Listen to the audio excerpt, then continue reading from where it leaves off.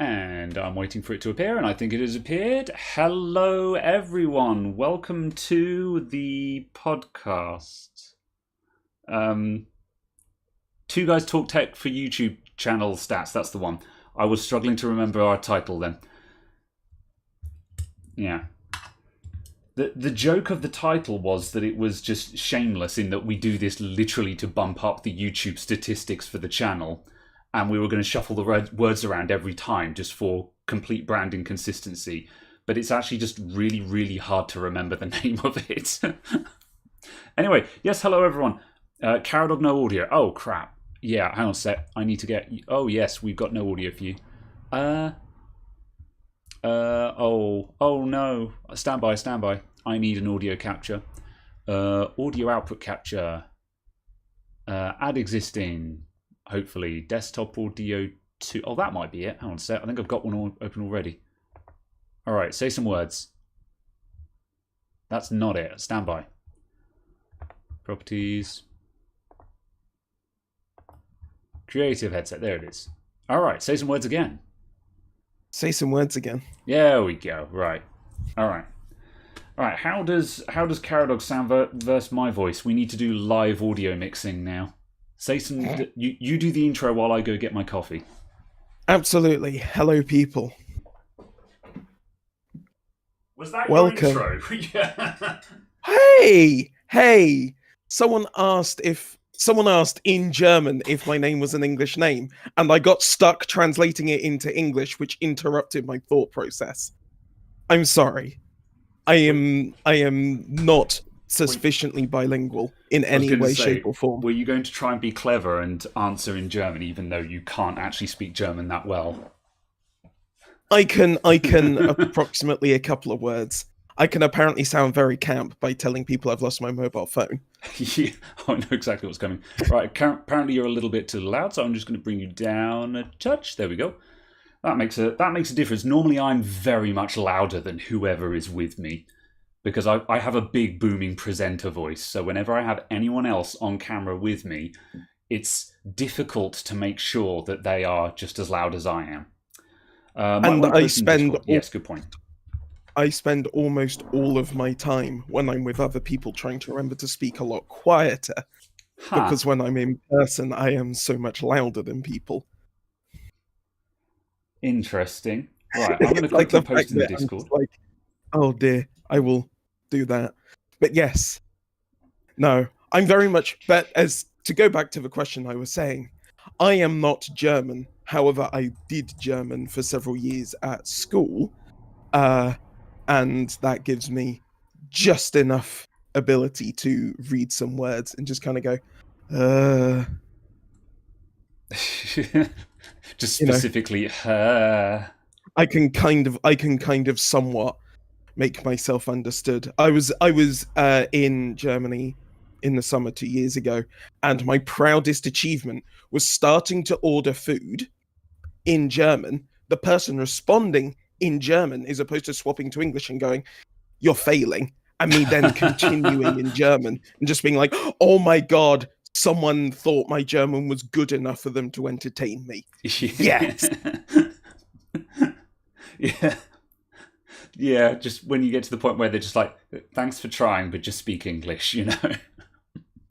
Okay. Yeah, or the complete opposite. I went into a Subway, the sandwich place, went to order a Subway and just went, "Can I please order in English? I've forgotten how to words." And the person was just like, "Yeah, that's absolutely fine."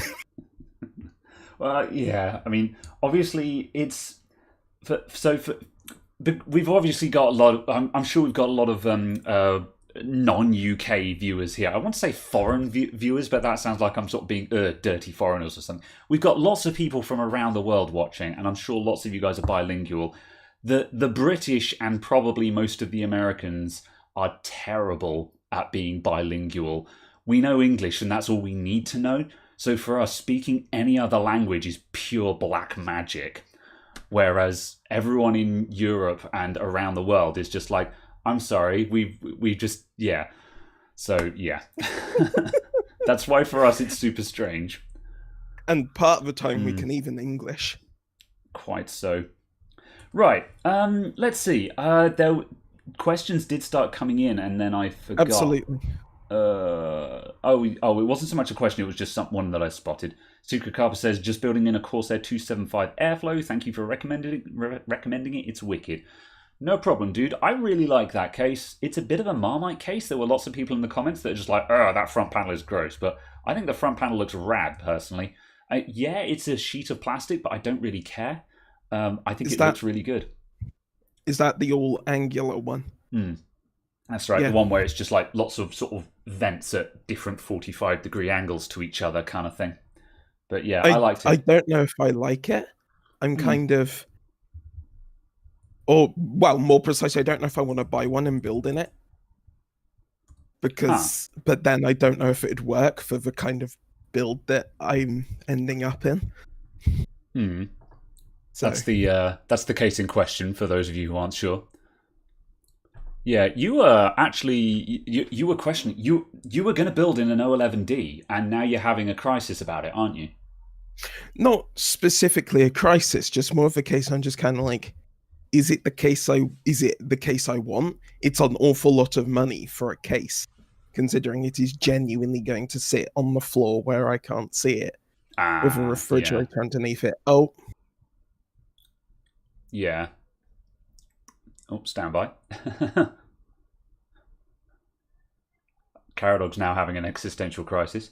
Yeah, for those of you who aren't sure, Caradog was planning on buying an O11D XL, and we built him one in the shop. There's a video in the works that should be coming out this week for a Lianli O11D XL build, and it was a fantastic case. I think we've lost Caradog. He's just to one side now, just sort of looking like he's trying to slide away and escape. However, he is right. It will sit on the floor and do not a lot. Oh, I need to jump back to Discord and find out what's happened. Are you alive? Enter. Right, well, while we wait to get Caradog back... there we go. Oh, he's back. There we go. You're back again. You're alive. Are you okay? I have a very weird stop issue. Oh wow! Did you crash? Yeah, that was a hard stop. Damn, that was a really quick recovery. Good job. Something SSDs. Dear God, SSDs. True that. All right. Well, while you get your act together, I'm going to quickly read some super chats that have just come in. Troll McTrollington says for $3.50 Canadian. Watch out for the Loch Ness monster. I'll do my best. Thank you very much for the 3.5 Canadian rupees. And MC Gadget Man super chats £5. Thanks for the $5. Hi Big G, where'd you get your coffee machine from? Can't find it anywhere. I don't know if it's still in production. You can still find them on Amazon. They're just really expensive for what they are, in my opinion. My one's it's a Philips Sensio machine. Well, you've seen the video for it. You can find them on Amazon for like £70 or £80, I think. I just don't think it's worth 70 or 80 quid for what it is. It's not exactly a very sophisticated one. I bought mine secondhand on Facebook Marketplace. So yeah. As I say, I don't know if it would be my weapon of choice, but it works. It's functional. So yeah, thanks for the $5 though. I hope that's helpful. You did a review. Brightech reviewed the Lianli LAN-Cooled 2 and built in it. Awesome case. The LAN-Cooled 2, is that the... Oh, I need to look that one up. Lianli LAN-Cooled 2. There are a couple of Lianlis all of a sudden. I'm just like, oh, they're releasing cases again. Oh, yeah, yeah. Oh, the LAN-Cooled... Oh, I don't like... I like the mesh. The LAN-Cooled 2 mesh I like. Hang on a sec, let me switch to the capture. The LAN-Cooled 2 mesh I like. I like this one. However, I don't like the standard one with... I don't like the front grille on that, personally. It's an aesthetic choice. But yeah, it's not my cup of tea. that was a case that I was actually looking at building in, Mm. or that one. I'm sure it's a really good case. It's just not my cup of tea. Yeah. So yeah, but I mean, as I say, I'm speaking completely from aesthetic preferences here because I'm a sucker for looks. But yeah, being a Lianli, it's not going to be bad, I'm sure. I was gonna say, hence you buying NZXT. Yeah, I still love my NZ. I'm going to do a video on my H500 setup because I still think it looks freaking awesome, and it's good. And also, you know, my H500 has been a lot more functional since I put in a second case fan. Having 2 exhaust fans on it for negative air pressure completely changes the dynamic of that case. It's wild. Yeah. So yes. To answer the other question as well, I'm semi-open in lockdown. I'm open for collections and critical repairs. However, when people come in with stuff that's not critical, or rather, when people call up with a repair that's not critical, or they're like, "I'm thinking about upgrading," I'm like, "Yeah, call me in a month," basically.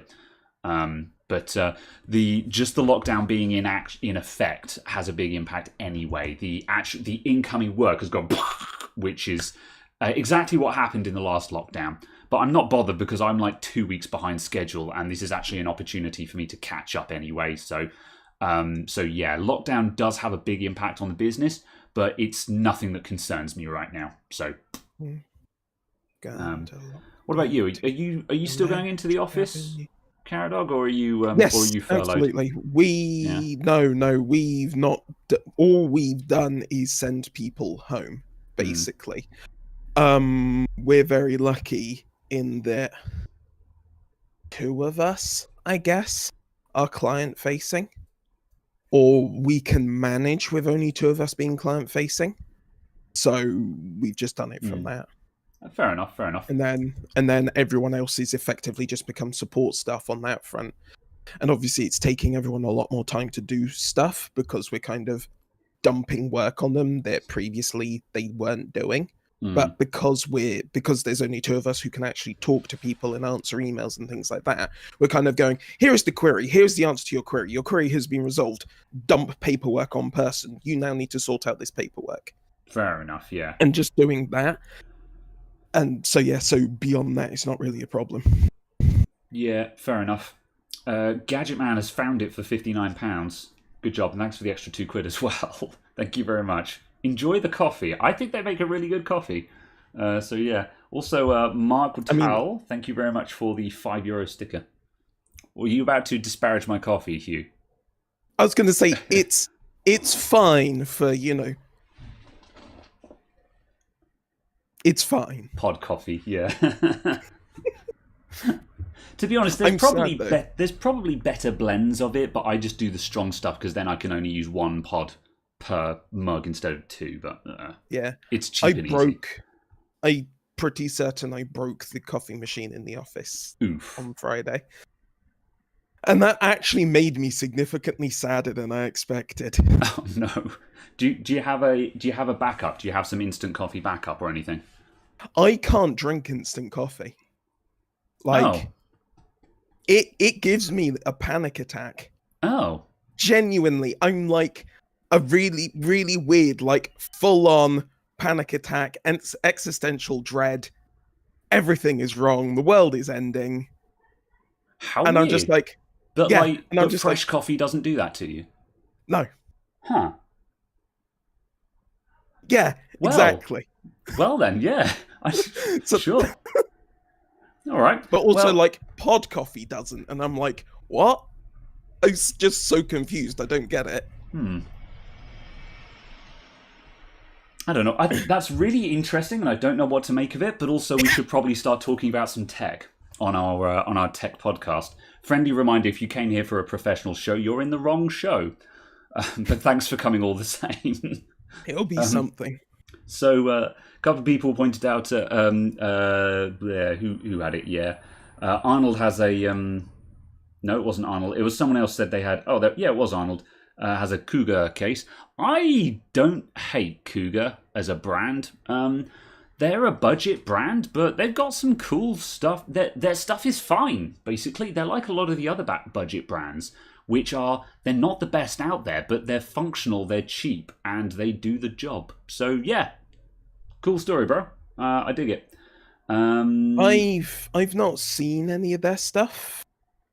I know that there's some YouTube channel who does repairs from his kitchen who seems to really, really rave on them, but beyond that, that's the only exposure I've seen. I have a suspicion I know who you're talking about, but I can't for the life of me remember the name of them.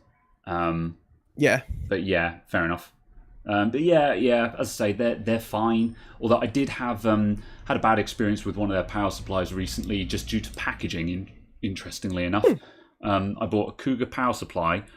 It was their really cheap one because I just needed a cheap power supply, and it came in a square box, and there was no padding in the box, and it had obviously been dropped at some point in transit, and so the box was a little bit dented. And it showed up, and I was like, "Oh, it'll be fine," because that's the way.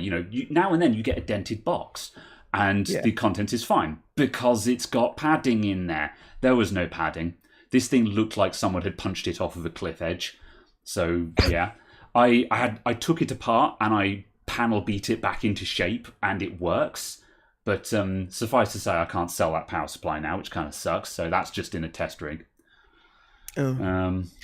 Yeah, you'd have thought that'd have been double boxed. If it's just a raw box product, you'd have thought it'd have been double boxed. Yeah, or at least just had some foam in the corners or something like that, just anything. But there was nothing in there. It was literally just cardboard metal. That was the packaging. So yeah. Mao Gaming bought a 3080 that got cancelled, then bought a 3070 and that got cancelled. So now he's gone for a 5700 XT. Yeah, well, I'm sure. Yeah, I hear the AMD drivers have got their act together now, and I'm sure you'll have a ball with that at least because there are no problems with the AMD drivers. I'm getting sick of all this new hardware not being in stock, quite frankly. On that note, there are so many people buying it though, so that kind of what happens. Yeah, that's true. On that note, though, you got it, didn't you? You got a Ryzen 5000, didn't you? I have an order for one. It's arriving Monday. So it's been dispatched? No, it's been picked. It's been picked. Okay, picked is... I think that's close enough. The only reason it hasn't been dispatched is just because Scan, for some reason, don't do dispatching over the weekend at the moment. I'm presuming because of lockdown, they've had to shuffle their staff. Oh, okay, yeah, that makes sense. Yeah. But still, you got it. Have you got a motherboard lined up? Because I hear your motherboard order got cancelled. Nope. I meant to order one today and just kind of forgot. Fair enough. Well, I suppose that's the thing. Until you've got that... what did you buy? You bought a 5950X, didn't you? Yeah, so until you got that 5950X sitting on your desk in a box, it's not going to seem real. And then when that box shows up, you're going to be like... I need a motherboard right now. Or you could just... Have you got an X370 or an X470 at the moment? I can't remember. I've got an X470, but the BIOS updates for X470 are coming next year. Next year? Oh, oof. So like January, February time. Wait, what? So it's not compatible, is it? I'm just going to straight up say that. No one said... Well, AMD never said it was going to be. Angry people on Reddit started... politely shitting the bed about how dare you. AMD went, fine, we'll see if we can work with the motherboard manufacturers to make beta BIOSes that may or may not work. We guarantee nothing. And MSI went out and said every single X470 board will support them, and AMD was like, we never said that. And then AMD's kind of come back and said we will release BIOS updates, but it will take a while because we're literally going to have to write the BIOS update anew because we weren't planning on it. So kind of thing. So I'm like, it's kind of just people running with half a story then. Yeah, kind of. Yeah, that makes me a bit sad. I mean, like X370, I don't care about X370 And I know there's going to be a Yeah. couple of people. I know a couple of people who are just like, "Oh, X370 should have gotten support and stuff like that." And it's just like, yes, we already know that they have managed to that there are some people out there that have got Ryzen 5000s working on X370. But let's face it, no one cares about it as a chipset. And like, unless you had an absolute top end, unless you had a proper exotic top end X370 motherboard, who cares? Just buy a new motherboard. However, X470, I think most people were under the impression that was going to have support, and next year is a case of, well, I guess it's coming, but yeah, I don't know. But it doesn't matter to me, I suppose, just because I went out and bought a 3800X anyway. However, that kind of scuppered my plans because I thought that X470 was still going to be a safe bet. But yeah. As far as I'm aware, it's basically a case of, yes, there will be upgrades for it. Yeah. But like, yeah, it'll be next year. Fair enough. But yes. Yeah. I'm just slightly sad because I saw a Gigabyte Aorus Master on Amazon for something like £220. Oh yeah. I was just like, I will take that. I do not care that this is not in the original box. I will take the £120 saving off of the price tag. I like secondhand motherboards. I mean, and then they cancelled the order. Ah, boo. Yeah. Okay. Yeah, that's a shame. I was going to say, because I mean, it's always a shame. You always roll the dice with anything that's secondhand, but with motherboards, a secondhand motherboard is like it's not like people have been pouring it up or anything like that. It's just like it's been in a case, and who cares? You can save good money on secondhand motherboards. Exactly. Yeah. Right, I'm going to quickly catch up on the chat a little bit. But yes. Let's see. Someone's had a 5900X on an ASRock A320M. Sure, knock yourself out. I mean, I suppose that's good for the scientific endeavor. But yes. Just why would you, kind of thing. But sure, as far as I'm aware, what will happen is the chip will be limited to a peak power draw of 120 watts, as opposed to the standard peak power draw of 144 watts. Yeah, that's fair. So from that point of view, it'd be slightly lower. I think they're mainly doing it to get noticed rather than because they actually care, kind of thing. But however, it's a case of this is the kind of thing that can sometimes land you jobs in interesting places. You know, if you do something very interesting and you get a viral video, you might get someone sending you an email saying, "Hey, we like your work. Maybe we can give you a job." You know, you never know. Absolutely. This is the thing. A lot of people often talk about, what qualification should I... Well, sometimes people talk about what qualification should I get, and, should I go to university and stuff like that? And I'm like, I don't necessarily know the answer to that, but what I do know is that you should be looking to fill out just a private portfolio of just cool experiments. So when you're in an interview and someone is saying, what do you like to do? What do you do in your free time? And stuff like that. Like, case in point, one of my work experience students now works for Intel, and when he was doing work experience in my shop, this was when Minecraft was huge, and he was one of those kids that was making calculators in Minecraft with redstone kind of thing.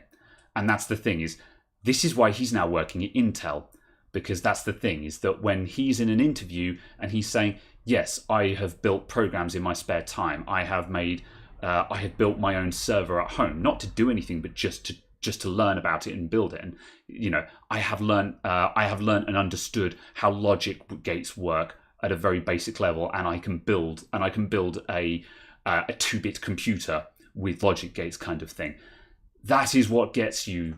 That's what gets you in, basically. And so that's why these things are interesting. So when you see people doing really wild stuff and everyone asks the question, but why though? It's because it might get you noticed, basically, which I think is kind of interesting. It's also just a case of kind of because I can and because it's interesting. Yeah. When you're at that level of knowledge and tinkering, a lot of the time it's just a case of because I can, because it's interesting to do, because I want to see if it's possible. Yeah. Not necessarily because there is any goal. Yeah, not for a job, but also if you're doing it because you think it's interesting, that makes you very employable. That makes the kind of person that does that because they think it's interesting is the kind of person who an employer is going to want, because they're the kind of person that takes the initiative. And finding people who take the initiative is very difficult to do. Finding someone who will do something and say, I've done this, what's next? Or, hey, I've done this, how can we make this faster or better? Finding someone who thinks that way is very difficult. And having that kind of attitude, that's the key. Scanning through as well, best GPU for £100, second-hand AMD RX 570 or 580 or something like that. What do we think about second-hand 1066 gigs? Are they down at that price yet? No idea. I shall hit up eBay. I'd imagine I would avoid the 9 series personally. Yeah. So 980 Ti's, I'd avoid them even if the price was right, just because they're old now, and the 1650 Super is only 5% slower than a 980. I think it was. I was looking, and I was just like, that's depressing. 1066 gigs, they're about 150 on eBay at the moment, £150. Okay. Yeah, they're still holding their value, those things. Yeah. So not quite, but I mean, if you could stretch, that would very much be worth it, I think. What do I think about the PS5 cooling system? I have not looked at it. I think the PS5 is going to be okay. In the earlier days of the PS5's development, I thought it was going to overheat. Well, not overheat, but I didn't think it would be able to hit its peak boost enough of the time to be effective, because the PS5 is very, very dependent on those boost clocks. And boost clocks are worthless if you're never boosting. However, my understanding is that at some point in the development, they realized that they had way too much heat in a small box, and I think they made it bigger, which is why it ended up being quite a large system. And so as such, I think it's going to be absolutely fine because they made it big. I am not excited for. I am just very pleased that we are now on a new generation of consoles. Just because the fact that, the point I keep saying is the fact of we're no longer using Jaguar APU cores in our games consoles, and we're moving on to actual Zen 2 actual processor cores. I've been working on a couple of Jaguar-based laptops this week that were in for service, so AMD E-series APUs, because those are Jaguar, aren't they? I think so. Yeah, yes, and they're horrifying. It was really a case of, I was loading up the laptop and going, oh, cool, this thing's a bit slow. It's got an SSD in it and it feels slow. Task manager, blah, blah, blah, what CPU is in this thing? And I see it's like 4-core, 4-thread. And I'm like, oh, come on, that can't be too bad. But it just was, man. There was just no IPC at all. So and also a load of them seem to be clocked to like 1.8 gigahertz. Yes, and that as well. You get some really poor clocks. Like, just really, was this the best you could do, kind of thing? My pocket calculator is faster than this. But yes, I think there are a couple of super chats. Yes, I just spotted that one. Chris Kingan, $10. Thanks for the $10. Hello from Pittsburgh, Pennsylvania. I'm a fellow tech who appreciates content creators like yourself, who's also in the trenches, bringing real-world repairs. Thanks a lot, my dude. Yourself as well. Good luck on your next repair, because, the trenches is definitely the right term for it. There's lots of stuff that we want to be able to be doing, but we work on whatever comes through the door.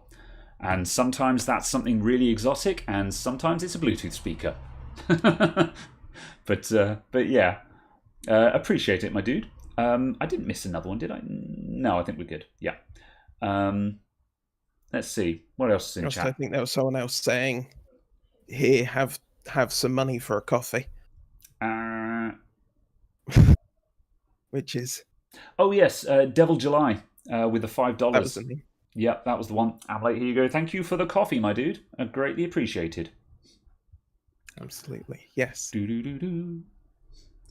Let's see. What else is going on in chat? Yes, a question about Turbo Boost on Intel. And I think this shows how much things have changed in the past, 3 years. I'm genuinely going, I can't actually remember how the Intel stuff works.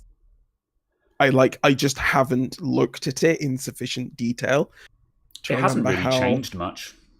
When you say how it works, I mean, as in like you Turbo got. Boost, Turbo Boost 2, Turbo Boost 3, Intel Velocity Boost, Oh what yeah, all of the criteria are for each one and what the dependencies are and stuff. yeah, I'm just that's like, true. I've forgotten all of that stuff, and Yeah. like the different tau and PL2 limits and stuff. And I'm just like, I could remember this when Yeah. Intel was relevant. Oof. Yeah. I mean, it's yeah. Well, I mean, you got your single core. Then I think there's single core, there's dual core, and then there's all core. I think them's the rules, and then your tau and PLLs are just how long you can sustain boost under each of those conditions. But also, a lot of those conditions are vary wildly depending on what motherboard you're running, because some motherboards just have a lot of those limits just off by default anyway. Yeah, absolutely. And also, like generally speaking, on any Intel K SKU CPU, the first thing I recommend doing is going into BIOS and setting it on all core turbo anyway, which just means it just does maximum turbo on any core configuration all the time. Because basically any K SKU can do that with no tweaking whatsoever. You literally just go into BIOS and say all core turbo boost, free speed instantly. Like, you don't need to do any fiddling. You can leave all your other settings on automatic and just have free extra speed. Absolutely. But it's but with that, it then means that the sort of the power limit that the chip says obviously no longer counts, because you're effectively This is true, yeah. hitting the PL limit, which means that, like, I think it was either the 10900K or the 10700K, the like turbo boost power limit is something like 290 watts or 280 watts. So it's just kind of a case of, oh if yeah, you the run 10 series can actually hit that, can't it? Well, yeah, that's the turbo boost power. Yeah. So it's just kind of like, that's a lot of power.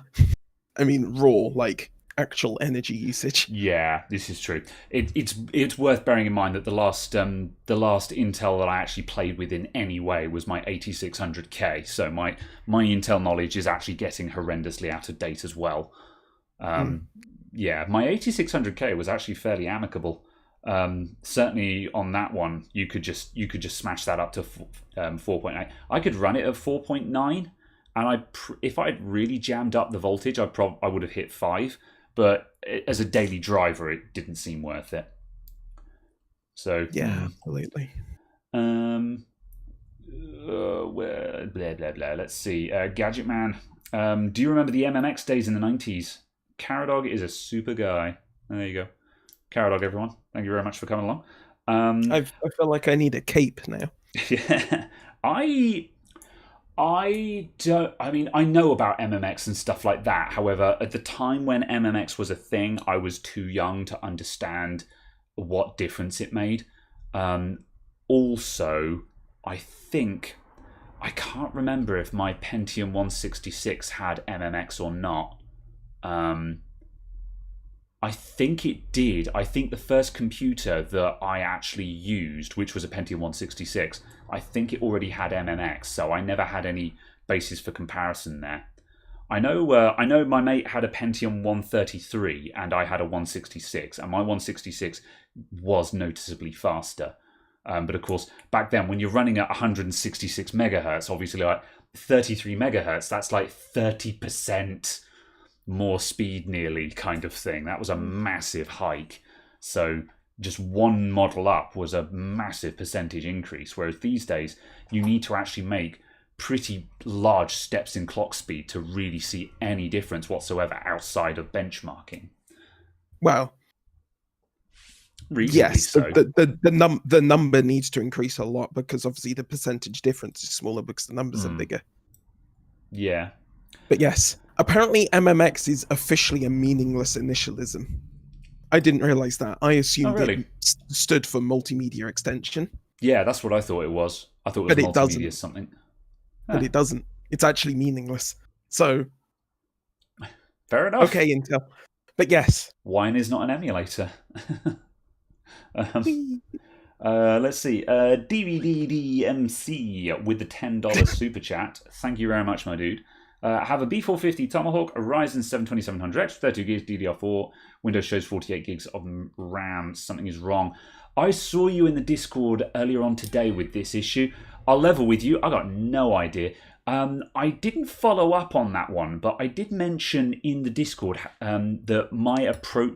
Oh, no, wait. Unless it was on a... No, it wasn't in the Discord, or was it a YouTube comment? I can't remember. I might have seen you in the YouTube comments. My approach to this would be to try putting in your memory sticks in different configurations. So just stick in one of your memory sticks, see what it boots up with, then try 2 of them, see what it boots up with, 3, and then 4, and so on. And then try like 2 in certain slots, 2 in other slots, and just see what it reports for each configuration to see if you can find out when it miscounts it and when it doesn't. And also update your BIOS as well, because I think a lot of B450 motherboards, that some of the later BIOS updates did have an impact on the way that 4 gang memory is handled, or 4 module memory is handled. So yeah, BIOS update, try the sticks in different combinations to see if you can figure out exactly what it is about the combination of memory you're using that is tripping it up. That's the best I got on that one. The other thing just with that is it depends on what you're looking at to see what it says your RAM is, if that makes sense. Just because in Task Manager, it will say that you have 32 gigs in one place for me, but it then says that I've got 10 gigs committed out of 64 gigabytes. Because it can use memory compression and page file. And it counts those numbers in the committed figure. So it's just a case of it depends where you're looking as to exactly what it is that can be contributing as well. That's a good shout. So yeah, I would run up CPU Z or CPU Z, and I would check how the memory appears in there as well, because then you can check exactly what the motherboard is reading. But yeah, now you mention it, I've literally just opened up Task Manager on my laptop. And I'll just quickly full screen this just so you guys can see what we're talking about. So notice, so here's the Task Manager for my laptop, which has, this has, what have I got in this laptop at the moment? I genuinely don't know. 12 gigs. I've got 12 gigs, yeah. I've got 12 gigs in here. So I've got a 4 gig module and an 8 gig module. And as you can see, the committed is showing 14 gigs. So you can see how some of these numbers can get squicky, but it does say 12 gigs in the top right here. So I don't know, make of that what you will, peeps. So yeah, don't know if anyone else can explain that one. Whoop. That's an interesting one. So, in before someone goes, you're not running dual channel. It's a laptop, I don't care. I needed more memory. 8 was not enough for my laptop. Let's see.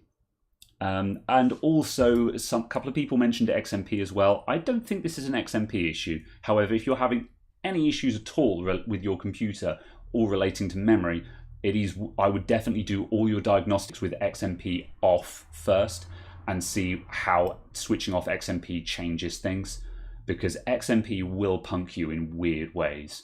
So yeah, it's not necessarily, this really doesn't seem like an XMP issue to me at all. However, it's always worth turning it off and just seeing if anything changes behavior. So yeah, that's a good shout. What's this one? Can a failing PSU cause a computer to only boot into Windows about half the time? The other half it freezes on the HP logo before Windows. I've replaced RAM, SSD, graphics cards, still not working. It could do. I wouldn't have. Other time it freezes. Yeah, that could be a power supply. Power supplies are generally a case of it'll either work or it won't. Or sorry, I'll rephrase that. You'll either work completely fine or you won't be able to post. So you'll either have power on, no post, or just no power at all. However, a bad power supply can just cause crashing. And if you're in the middle of booting up the computer is going to sort of be doing bits of loading, and now and then it is just going to bang onto load just when things initialize. So yeah, bad power supply maybe. Definitely worth trying to swap it out if you can get hold of a spare to plug in. Yeah, absolutely. Also, as someone said, could be motherboard, maybe. But Yeah. I'm not sure specifically how that could be. It could be a dodgy like SATA or something. Yeah. And just like you're getting intermittent corrupted reads or something. It's probably worth running memtest on it as well, memtest 86, whatever, your memory test of choice, just to see what pops up there. I know you said you've already tried RAM, but sometimes you run a diagnostic not because you think that component is failing, but just to see if the computer can actually run the diagnostic. Because if, for example, you're crashing in memtest, that immediately tells you that it's not a software issue with Windows, and it also immediately tells you that it's nothing to do with the hard drive or SATA or anything like that. Yeah. So running memtest is having memtest on a flash drive and running that on a computer that isn't booting up properly. You can get a lot of information from that rather than just your memory. So yeah, I mean, I've got a Lenovo on the bench next to me that wasn't booting up, and I ran memtest on that, not because I thought the memory was failing, but I just wanted to see if it would start from another bootable source and do something. Not because I had any question about the memory at all. And incidentally, it did, and that automatically told me that it wasn't an issue with the computer posting or anything like that. It was an issue with it booting from its hard drive. So, as I say, you can learn quite a lot of information from a component test other than just what that test is actually testing, if you see what I mean. And this is why I often say to people, run this test to gather more information. Because, as I say, you're not looking for a pass-fail, you're just looking to see what it does and how it behaves. Because when you've got a fault, you want to try and change the behavior of the computer and make it behave in a different way and see what changes when you do that. Give me a new PC. No. Sorry, it's kind of in the same way. It's kind of in the same way as saying like about Intel burn test or Fermark or what's the other one? Not Prime 95. I've forgotten. But anyway, Fine. Like programs like that, it's kind of a case of some of the time you're not specifically looking at the result for the test on the CPU. Yeah. You're not looking specifically for the GPU test. You're looking at the other stuff it tells you that when that's running. Yeah. Yeah. And that's another thing as well. And this is why I tend to like, because there's two kinds of diagnostic tests you get. There's some of them that are really flashy and have really pretty user interfaces, but I find they lack verbosity. Is that a word? They're not verbose. They're not very verbose. For example, I discovered a test called OCCT, which looked like Fermark and Intel burn test rolled into a single program. Yeah, and very pretty looking program, and it's quite neat. It shows you temperatures as well. However, I stopped using it because Intel burning test is more useful, because Intel burn test, while it's running, it shows you how long it took for each cycle of LinPack, and you get a millisecond count for each cycle of the test. And by watching that number, you also know whether your CPU is throttling, because if that number is slowly increasing and getting higher and higher with each cycle, that means you're thermal throttling, because it's taking the CPU longer each time because it's throttling more as it heats up. And so there's lots of little tidbits of information you can get from programs that don't look as pretty but spit lots of numbers out at you. And just, yeah, interesting stuff like that. Again, it's also why I like memtest 86, because it generates lots of numbers on screen, and also even when it spits out errors, the way it displays the error to you can also tell you information. Like, for example, it tells you what where in the memory the error was found. So like the megabyte count, and like if you've got 16 gigs of RAM and it finds the error at around the 10 gigabyte mark, the chances are it's stick number 2 that's faulty, because it was, because generally speaking the computer runs in racks. And just little things like that. There's just little things you can get. Let me see.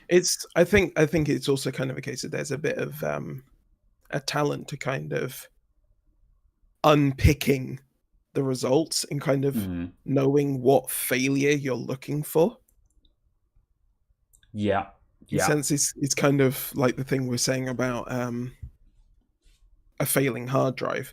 And when you sort of use a computer, and you just go, oh, yeah, this is a failing hard drive. Yeah. Experience leads you to be able to feel what's wrong with a computer. And that's really hard to teach. But on the other hand, again, at least if we explain what kind of numbers we're looking at, and just like if you try and describe as best you can give an impression as to what you're looking for. And like, even if, like, as I say, I couldn't, like, if someone said, oh, tell me it. This is also the reason why I still haven't done a video about what's in my toolkit, my flash drive toolkit, because I had someone the other day leave a comment saying, oh, can you share your toolkit, please? And I said, one of the reasons why I haven't done this yet is that my toolkit is kind of a mess, because 90% of the stuff in my toolkit is really situational. So it doesn't seem very helpful to say, oh yeah, I also have this program, which is really good, and I use it about once a year. And it's just absolutely. Like, this isn't really good content, because it's not really helpful to say, oh, you've got to have this on your flash drive for that once a year where you'll need it. It's just, I may as well wait for the problem to crop up in a video so I can say, if you have this problem, use this program, Absolutely. I mean, it was like the case of when we were running, or not necessarily a shared one, but like we shared all of the tools and stuff that we were using between the three of us. Well, four of us, I guess it was. Was that 2 years ago? 3 years ago? I can't remember. Like that, yeah. Whenever the other one opened, and we just kind of looked at all the stuff and just went, "Ha! All three of us have built entirely different kits." Yeah.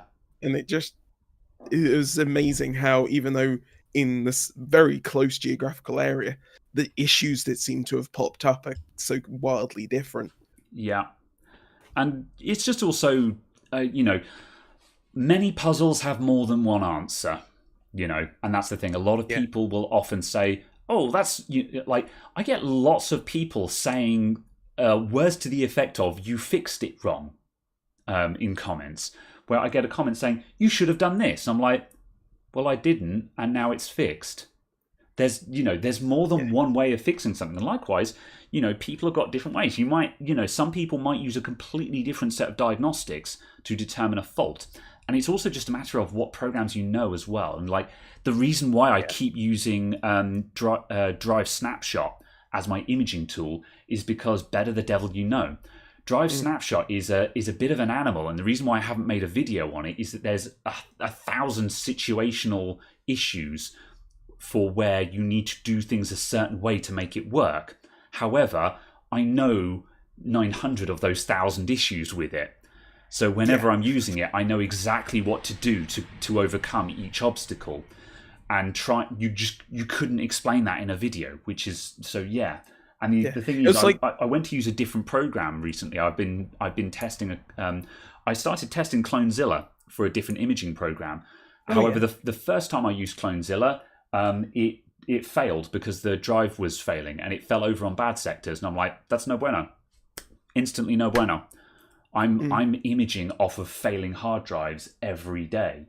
A program that falls over when it hits some bad sectors is just immediately no bueno. Yeah.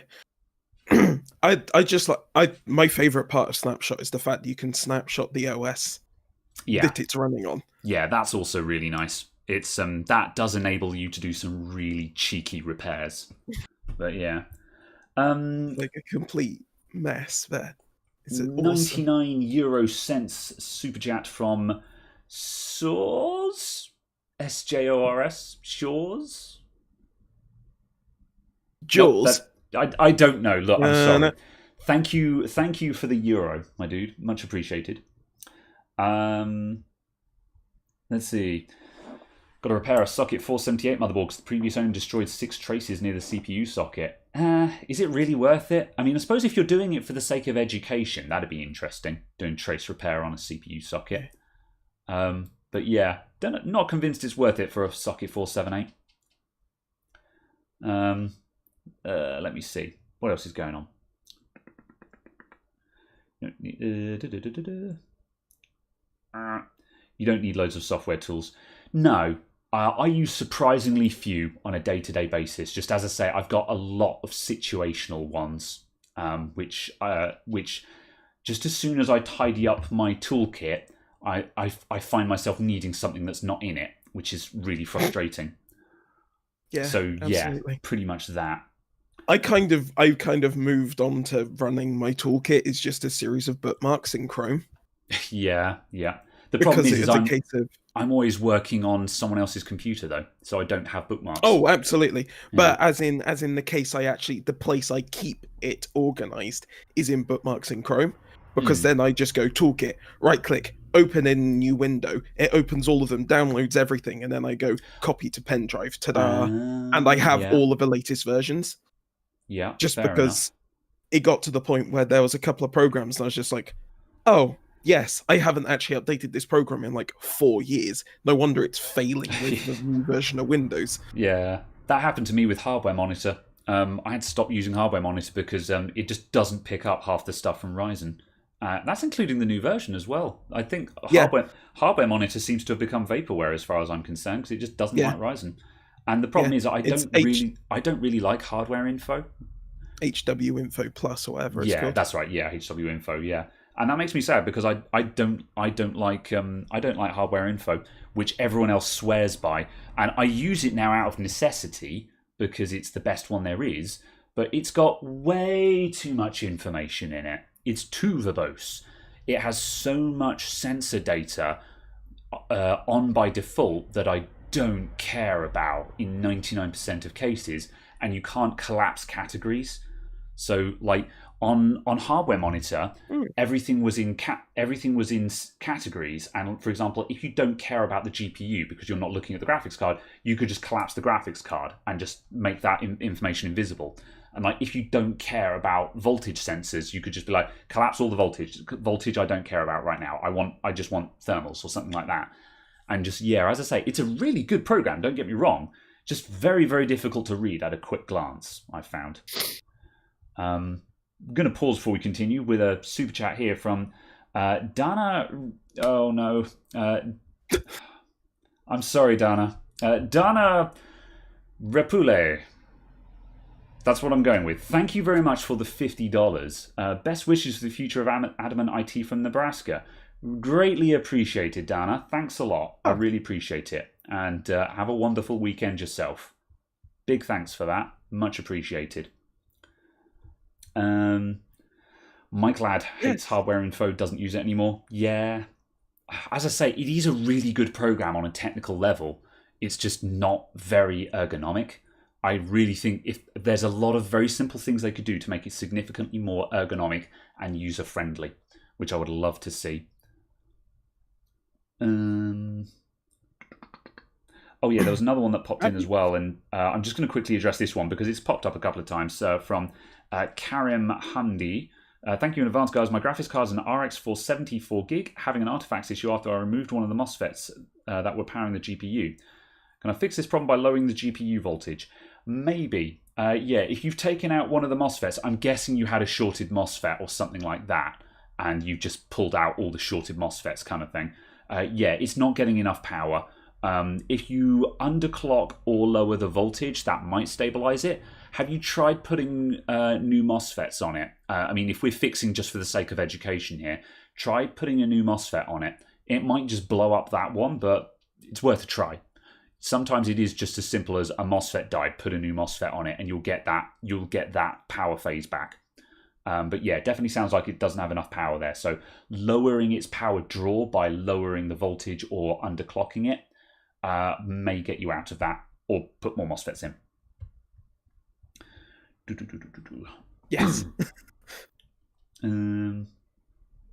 Where do you get your case screws from? My case screws? Cases. Cases. Wait, what? No. Where do you get your case screws from? Okay. Cases. Oh, basically. yes. Just buying Cases, cases and the spare ones that are left over. Yeah, same. Spares, basically. Yeah. I have just built up lots of spares over time. Find dead computers and rob them for screws. However, incidentally, I'm going to go and get it and show it off just in case someone's in chat. However, I had someone send me a pack of screws, and I've no idea who it was. Someone sent me from Amazon this pack of screws, which come in nice packs with, I've got some zip ties there, and they're all metric. We've got M2, M2.5, M3, and so on. These are mainly for laptops, but this was purchased from Amazon. It was addressed to interwebs at Adamant IT, so I know it's from someone who watches the YouTube channel. But I've no idea who sent it. So thank you, mysterious benefactor, for sending me additional screws. So yeah, you could buy packs like this on Amazon. I've also seen on eBay you can just buy packs of screws. The trick is knowing what size screws you need. Someone in the chat, remind me what the imperial size screw is. It's like a 32/6 thread or something like that. Because if you know what the size of the thread is, you know what to search for. I bought from eBay just a pack of imperial screws for computers because I didn't have any of those size, and I think I spent, I don't know, £1, £2, and got something like 1,000 of them. Just a lump of bubble wrap turned up with 1,000 screws inside, and I was just like, oh. Okay. What do I do with all these? What you do is you separate them into packs of 10 and resell them for £1 each, because that's what the eBay sellers are doing, because they can be bothered. Yes, I was correct. It is a 6-32 UNC screw. So 6-32 screw is the standard computer case screw. The other type of screw that you'll commonly find in a computer is the M3 screw. M for mother, 3, and that's a metric screw. So yeah, if you search eBay for M3 case screws and 632 case screws, you'll likely come up with auctions where people are selling them in packs of 20, 40, 50, whatever. And you could probably invest, I don't know, $10 and get yourself a selection of screws on hand. Or you could go to your nearest refuse centre, so the nearest dump, and basically just go to the electrical section. There's going to be someone there who's dumped some computers, and basically just get your screwdriver out and just rob all the screws out of them. So yeah, that's another thing you could do. Of your YZH electrical screwdriver. Yes, and on that note, someone said, have I killed my YZH electrical screwdriver yet? The answer to that is no. Dentist drill. The dentist drill is still working just fine. Someone else... oh, no. There was... who was it? I can't remember if it was a YouTube comment. It was a comment, or... I've completely lost track of what was on Discord and what was on YouTube now. But someone had bought one of these, and their one has failed. And that made me super sad. However, they said they were using it on fan screws and stuff like that. And I'm like, oh, yeah, you're brutalizing it. I have been brutalizing mine, and it hasn't gone down yet. But so far, so good. The brand of furniture polish I use on my cases. Old English does not work. Oh no. I use Mr. Sheen. This is not. They are not a sponsor. However, but yeah. Well, yeah. However, Mr. Sheen, if you'd like to sponsor me, I will take your money for showing off your brand of multi-surface polish on my channel. Stuff's magic. No idea if you can find it in the US or not. Bearing in mind, I use that. It's a finishing polish. I use glass cleaner to clean and then polish to finish. So the glass cleaner, that will get all the dirt and grease off of something. And then the polish, that leaves a really smooth layer to prevent more dirt and grease getting onto it. So that's the thing. It's a two-stage. You clean and then you protect. So yeah. I was just wondering if glass cleaner actually told you what was in it. But no. Apparently part of it is vinegar. I think. Yeah, I was going to say water and vinegar for the most part, I believe. And surfactants. Yeah. Yeah, formulated with vinegar to dissolve grease, grime, and dirt and smudge marks. I believe you can make a poor man's glass cleaner literally just by mixing water and vinegar together. However, I would imagine this stuff will have other additives in it, and those additives will make it more streak-free. And there's probably a little bit of soap in there and things like that, and just other little bits that just make it more effective at cleaning stuff. So yeah, window and glass cleaner, very handy. As I say, I use store brand. You could buy what is it? Windex is the US brand, I think, or something like that. Or Mr. again, Sheen T-shirt. Oh, that's a really good idea. oh, hold on. Oh, There's the Mr. middle. Muscle. Yep. Yeah. I remember when Mr. Muscle was a geeky nerd. That was when he was relevant. That was the point. I want to have a. I don't want to go on a rant here or anything. However, do you remember? Do you remember the old Mr. Muscle? Yes. Yeah, the old Mr. Muscle was a really skinny nerd, and that was the point. He didn't need to be a big, burly, muscly man because he had Mr. Muscle to do all the cleaning for him. That was the point. And then they made him a superhero, and it's just like, whatever. I mean, it's kind of also like the fact of why, the oven cleaner is called Ajax. Is this a can't remember the name of it. Is this a Deadpool joke? No. No? Okay, no. The oven cleaner was called Ajax, yes. Yes. Because he defeated all of Greece. Is that... I didn't know that. I didn't know who Ajax was. Defeated all of Greece. Dear. That's amazing. Sorry, I don't know. I don't know that specific Greek... Look, there are a lot of Greek gods and a lot of Greek mythologies. I'm sure I can come up with one that you've never heard of. I might have to Google search for it, but I bet I can. What's that about your Persephones? Said like a saxophone. Heckin' Zeus slept with a lot of people, man. Stop this cringe. We probably should. Let's get back onto tech. What's going on in chat, apart from cleaning products? Yes.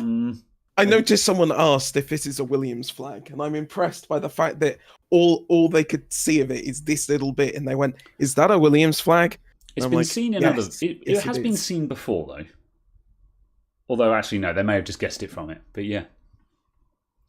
Let's see. Because we've gone off topic, so is the chat. Here's a tech one. What kind of video card do you recommend for a Core 2 Quad Q8300? Thinking of something cheap. Yeah. Basically, whatever you can find for the lowest possible price. Yeah. Are you? There isn't a 730. Yeah. Are you using a Core 2 Quad because you're using what you have and what you can afford, or are you building a retro rig? If you see what I mean. Because I was going to say sometimes when you're building a retro rig, you kind of want to pick out something that's period to the CPU. However, if it's just a case, period would be a GTX 470 because that's what I have with my Core 2 Quad. Yeah, they're still about, aren't they? GTX 400 series cards. You can still find them on eBay, I think, can't you? The entire 6 of them that didn't explode in a thermal runaway. GTX 470. The 400 series was exceedingly hot. There's a lot of GTX 470s on eBay UK, going for like £20 to £40. I don't know if they're worth that. That's a shockingly good price, though. Yeah, I was going to say that would probably be fine. If you can find a GTX 470, that'd be period. You're probably going to need a 570, 580. Yeah, you're probably going to need an obnoxious power supply to go with that, though. But yeah, I had a 650. I had a 650 watt. Yeah, see that's pretty high for which the box for the power supply is genuinely sat just there.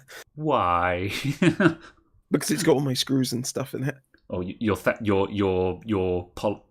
your bubble wrap bag of 1,000 screws. Yes, plus a DVD writer, some SATA cables, an E930, some DDR1 RAM, you know, Mm. all of the modern equipment. Let's see. Leo McPie, do you think the new AMD cards will be better than the Nvidia cards? So far, it looks like that'll be the case. Early indications are that they are going to be better. Do we have prices on the new AMD cards? Yes, but I can't remember what they are. Yeah. I will find out. Yeah, okay, you look that up. The issue, like with all of the new stuff, I'm just going to quickly cut in. Blake, thanks for the $10. Thank you very much as well, much appreciated. Like with there's loads of really good new hardware coming out, right now this quarter. But the problem is right now I'm not concerned with if the RX 6000 series is going to be good. I'm concerned as to whether you're actually going to be able to buy it.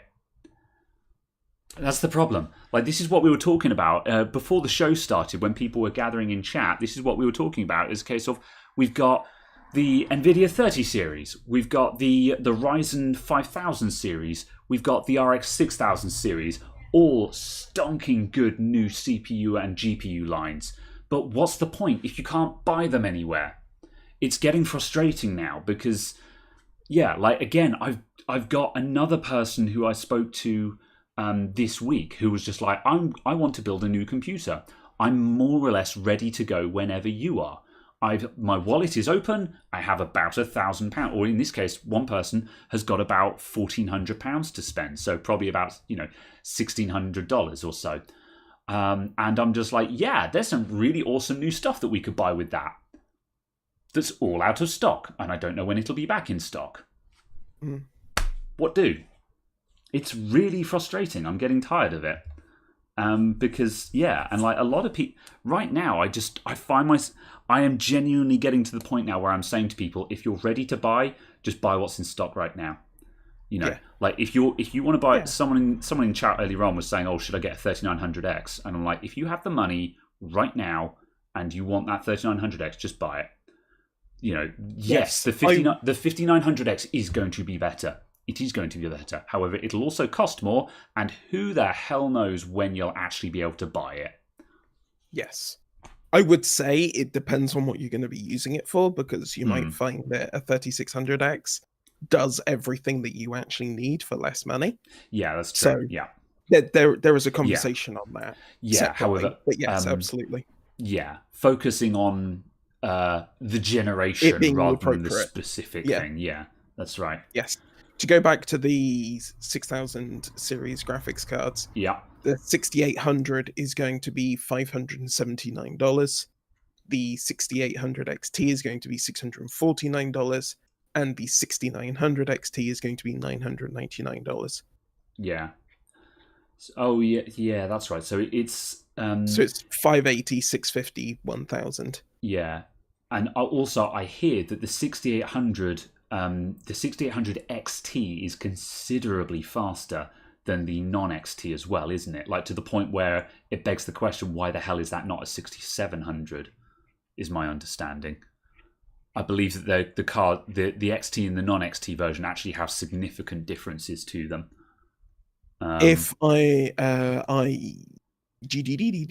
in the raw actual specs difference is there are 12 fewer CUs, 36 fewer ROPs, 200 megahertz less on the clocks. Oh, okay, not massive then. So it's a step down, but it's not huge. Okay, it's still going to be 20 CUs more than the 5700 XT. Plus, it's on a newer version of RDNA. Yeah, etc., etc., etc. That's it's got over double the transistors of the 5700 XT. Yeah, that's a lot. Yeah, 26 billion. Like, that's a big number. Yeah, yeah. That's nuts. That's absolutely nuts. Yeah, but yeah, I'm excited for them. Fair enough. Apparently, the 6700 XT is coming in at £550. Oh, for the 6700 XT, yeah. Has anyone seen UK pricing on these? Because again, that's the problem. Is I'm sure those prices are very reasonable in the US, but this is what happened. This is what has happened with the Ryzen 5000 chips, in my opinion. Is by the time we've done the US to UK conversion, it's ended up going dollars to pounds, which ends up being in terms of value for money. But yeah, I'm at the very least, I'm guessing it's going to be £600 for at least 600 quid for the 6800 XT. But then again, it's a question on what else you can buy for £600, because your only other option right now for 600 quid is what, a 2080 Ti is probably at 600 at the moment, isn't it? 2080 Ti's are still worth 700 to some people. Yeah, fuck that. What's the going rate on Amazon? 2080 Ti on Amazon. Yeah, I don't think they're still over $1,000 on Amazon. Yeah. Yeah, I don't think anyone's got UK pricing for them yet, and I'm imagining we won't do until a couple of days beforehand. Yeah.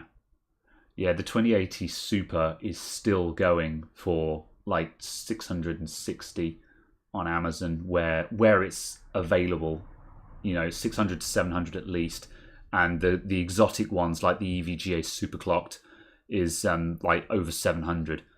So yeah, the 20 series is still holding an obnoxiously high price at the moment, considering it's been superseded just because you cannot get its successor.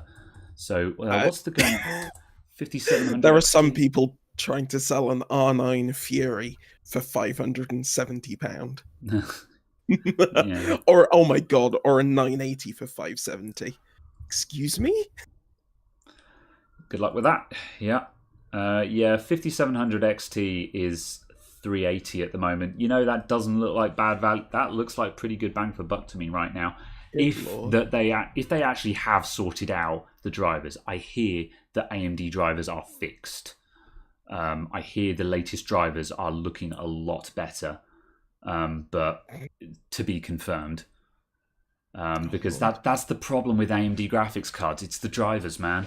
If they've got the drivers sorted, the hardware is great. But yeah, they really need those drivers to be sorted. This is the annoying thing, is we shouldn't even be having this discussion. We should just be saying, oh yeah, buy the new graphics cards. But we know that they're going to blink out of stock in minutes.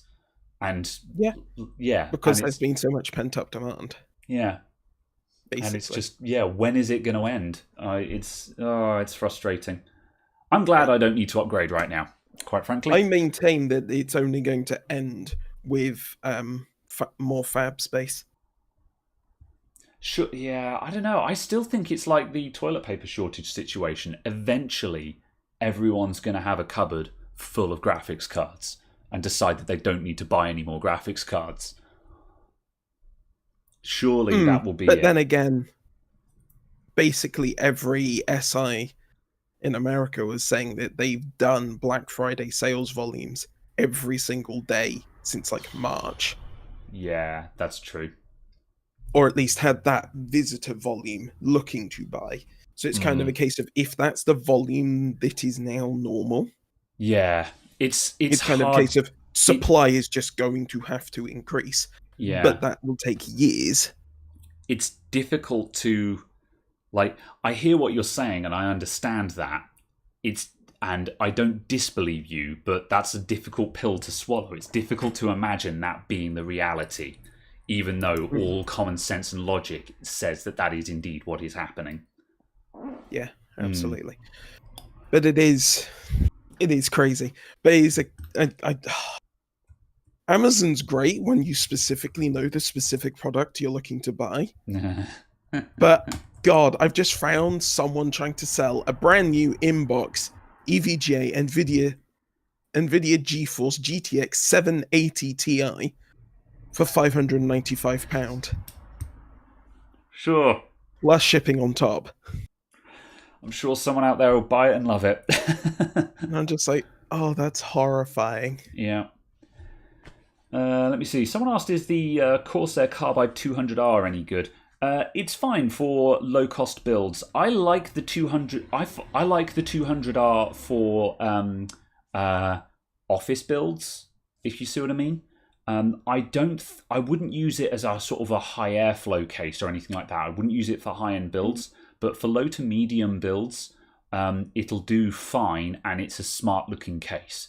And like you've got some DVD drive, you've got some 5.25-inch bays there as well. It doesn't have a window on it, so it passes what I call the wedding test. And the wedding test is a test that I normally apply to cars. Would you be embarrassed to rock up at a wedding in this car? And I don't mean in a outrageous kind of way, but it's kind of like if you've got a really stupid pimped out Vauxhall Corsa and you rocked up at a wedding with your stupid exhaust going, bah! All of the relatives and the friends and family at that wedding are just going to think you're a prick. They don't think your car is cool. That car has failed the wedding test.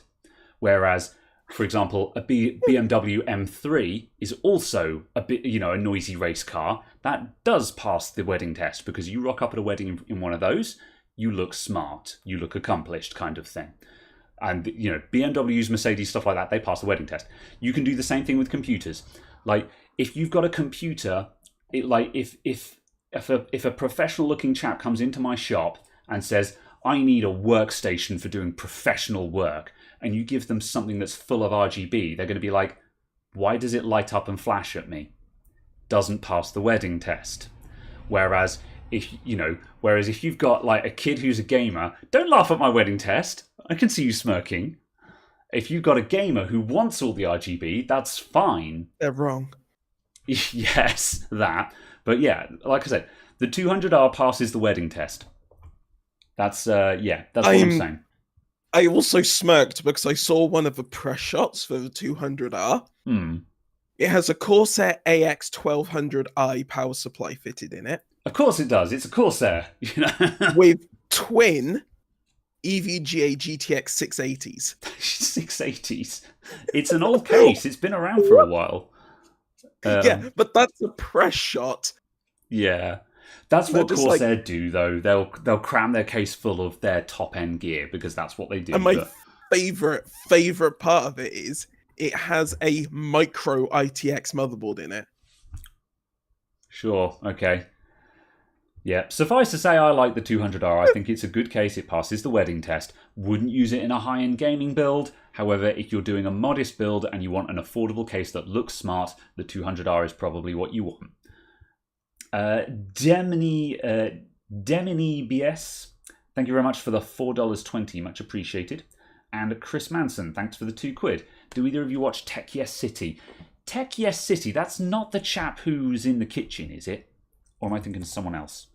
I don't, is the answer to that question, I'm afraid. I don't actually watch that many tech YouTubers other than the mainstream ones. I have to admit, I'm terrible. No, I don't. I am not familiar with Tech Yes City. I've absolutely heard of them, but I don't watch them. So I don't have any. I don't have a useful response to that. But yeah, I have heard of them, and I hear they're pretty good. Indeed, yes. Do you think it's right now harder to find high-end parts that don't have any RGB in them? Yeah, I think it is. I think that a lot of high-end parts, if you don't want RGB, then it's very difficult to find that. I think it's one of the problems with RGB is that RGB in terms of standards and implementations is a hecking mess.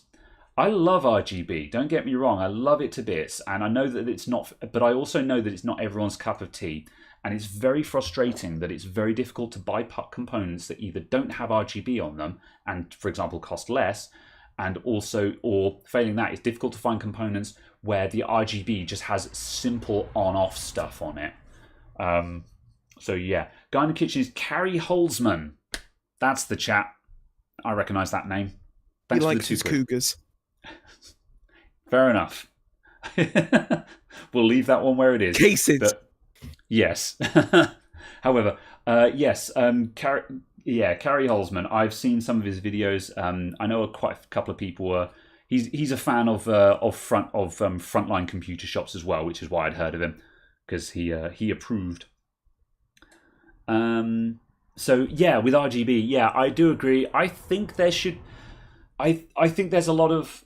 There are plenty of high-end parts out there that are non-RGB, but there are some parts where it's really difficult to find non-RGB versions. Graphics cards, I think, are one of them. Graphics cards are very RGB-centric at the moment. I think it's easy to find cases without RGB, and I think it's easy to find motherboards without RGB. RGB has dropped off significantly over the past 2 years or so, I think. So yeah, it's a mixed bag. In its offensiveness, I think, slightly. Yeah. It actually manufacturers and so on kind of going, oh yes, maybe we'll give people the option to turn this off. Yeah. Without having to, desolder things or, That's cut wires.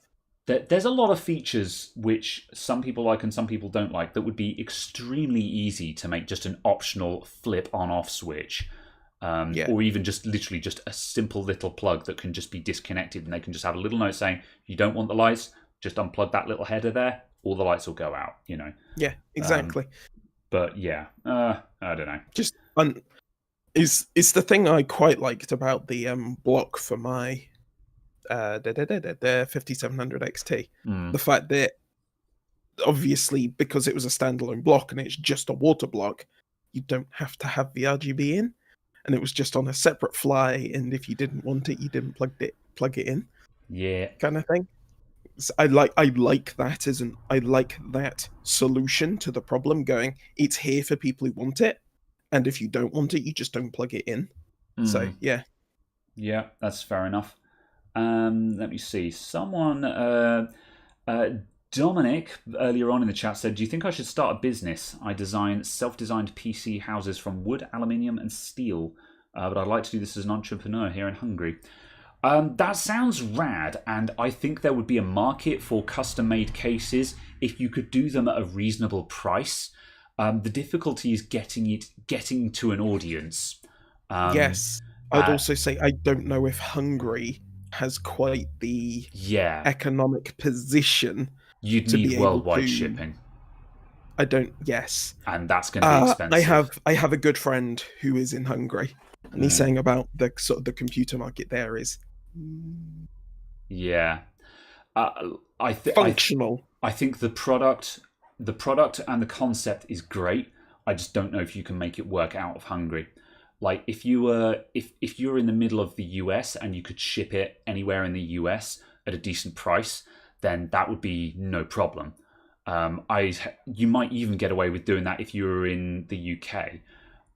However, from Hungary, that might be difficult because that's the problem. Is you need to be able to ship your products worldwide in order to be able to get that worldwide audience. You're not going to get. I don't think you're going to find enough local people to buy custom-made cases, even though globally there would be a high demand for it. I think possibly there's an option that you could kind of go completely the other way and just go, here is a custom case. It costs 10,000 currency. And get the people who just want to buy expensive stuff. Yeah, that's true. It's like the go high price and just aim for the luxury market. The kind of It's like like Nike's. Is it Airhawks or something like that? I can't remember. I think that's their most expensive line of shoe. They have a single product in that stack that is basically the same product, fractionally different color scheme, but they'll charge you, $25,000 for it. And it's to be a prestige brand with a product of that price. Yeah, I'm not. I think if you were going down that line, the angle you'd be aiming for is you'd say sort of, look, this is expensive, but they're also one-offs. Like, there was a Linus Tech Tips video for a case a while back. Couldn't tell you what the name of the case was, but it was a passive computer case. So, like, the entire case was heat sinks. And it had heat pipes that would then mount onto the computer and would effectively bolt back into those heat sinks all around. And cases like that, obviously it's super expensive, but it appeals to a highly niche audience who would say, yes, absolutely, I will pay $1,000 for this case because it's incredibly unique. And I know that half of the 500 of those $1,000 is probably just shipping costs to get it to me. But I will pay $1,000 just for that case. I think that's the kind of angle that you'd want to take. And you could do that on the side. I think the one thing I would just say is don't quit your day job. And I don't mean that in an offensive way. I mean, if you can make custom cases, make them, stick them on sale, and every now and then you might get a sale. And if you suddenly find that business is picking up to the point where you can actually do it for a living, you have made it. But yeah, do it on the side, basically. And if you can make some extra money, then awesome. I think that's my 2 pence on that. Yeah, absolutely. But I think that's kind of almost every job where someone says, should I start this as a job? If you've already got something and then you're looking to start something else, if you can start it on the side, do that. Yeah. Because if it goes wrong, if it doesn't pan out, it doesn't, end your day. But if it works, you can slowly put more and more hours into it and reduce your hours in the other place. So, yeah. That's what I'd do. Yep, that's fair enough. Louis Brito. Hi, Graham. I'm running a 6700K at 4.6 gigahertz at 80C. Can I push it further? 80 degrees, I wouldn't. Of course, technically, your TJ Max is what, 95 or something like that. But I about that. Yeah, on a daily runner, you don't want to be above 80 degrees, really. You're good up to 90 degrees at least, but for the sake of being comfortable and having a CPU that's not going to burn out in a year kind of thing, you don't really want to be over 80 degrees. So I wouldn't push further unless you can increase your cooling to bring that temperature back down again. If you can get it down to a reliable mid-70s, then you can push it a bit further. Personally, though, if you're 80 degrees, I would stop where you are. It's also the question of... Yeah, carry on.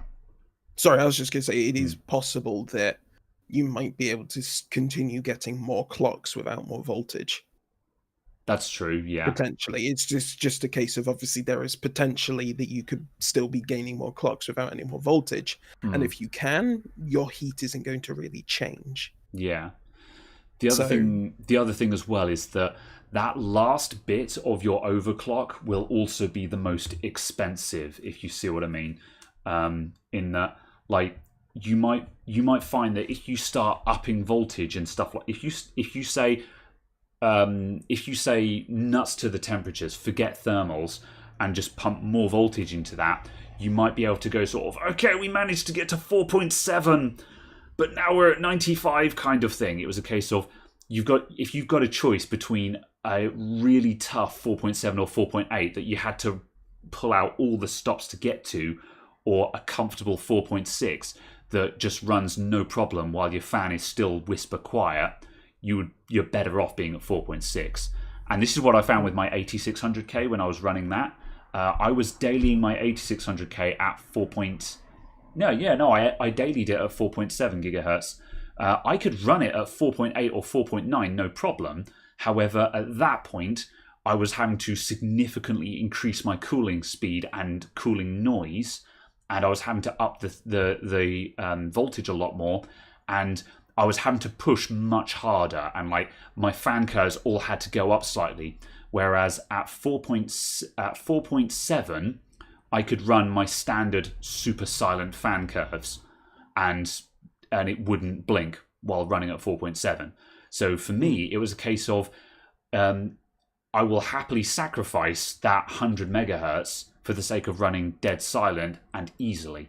It wasn't worth going to all that sweatiness for another 100 megahertz kind of thing. I was like, no, I'll just run at 4.7. So yeah, as I say, consider that as well. Yeah, and I think it's also the case of, if you're looking at it from the perspective of, this is an overclocking machine that I'm playing around with to do overclocking on, obviously if you're doing that in bursts of half an hour sort of thing, having ridiculously noisy fans and so on, you're like, yeah, that's fine, I'll do that. I'll make it all sweaty and hard work for those extra 5 or 6 megahertz, because that's the point of this thing. But when it's your daily runner, no, just keep it simple-ish. It's a case of, sure, chuck on an extra, 500 megahertz or something and stick your fan profiles up by 10%. Sure. But like when you're like, I've had to stick in, 1.6 volts. You're like, no, stop. Lots of people in computers and in cars often, lots of keyboard warriors in the computers and cars scene tend to not consider the concept of a daily runner. Where it's like people with cars, they'll run all their suspension really slammed, and they'll run really low with their tires really, with the wide tires and all the rest of it. And it's just like, that looks awesome at the car show. Driving it around every day and having those scrubbing rims and rock hard ride, not a good time. And it's the same with computers. You'll often get people in comments or in chat rooms or on Reddit or wherever who'll be like, oh, you can do this, no problem. Oh yeah, any 8600K or hit 5 gigahertz, no problem whatsoever. Yeah, it will, but that doesn't mean that you want to run that every single day. It is the same, and it's a lot like, when you get professional overclockers and tech channels doing crazy overclocks on like liquid nitrogen or stuff like that. When Gamers Nexus do their big sub-zero overclocking runs and that kind of thing, people will be like sort of, oh yeah, this CPU will hit that, no problem. Gamers Nexus did it. And they're like, yeah, they did it on liquid nitrogen on a test bench suicide run where they had no care whatsoever if they killed the motherboard. You can't do that in a daily runner. Your daily driver is a completely different animal to a project. And the way you set it up and run it every day is completely different. So, as I say, be wary of anything you've said where people have been like, oh, you could do this, no problem. It's just like, yeah, but can you do it on a daily runner? That's a big question.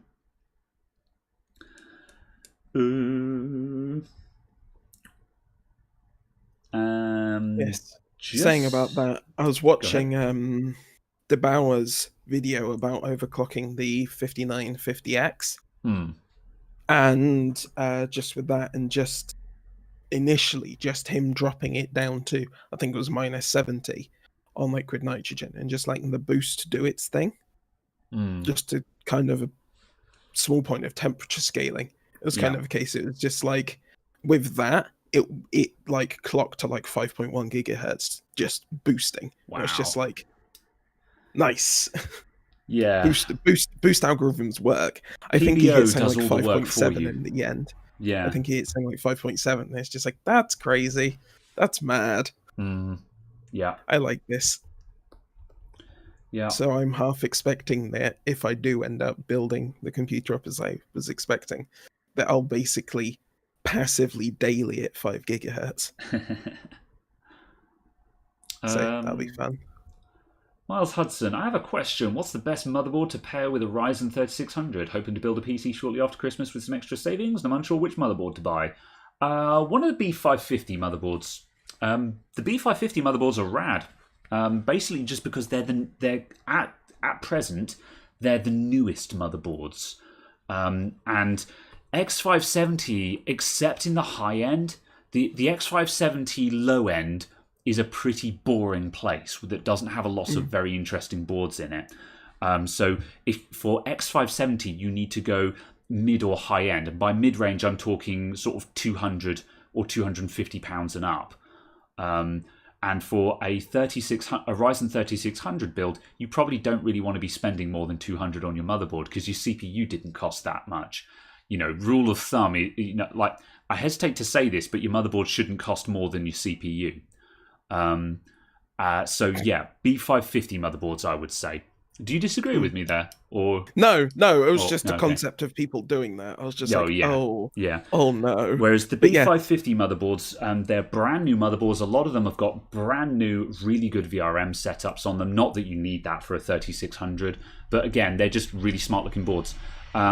So yeah, smart looking B550 motherboard is what I would go for there. I'm really taken with the super cheap A520 boards. They are super cheap boards, very much built down to a price, but Yeah. they're also like £55. Yeah.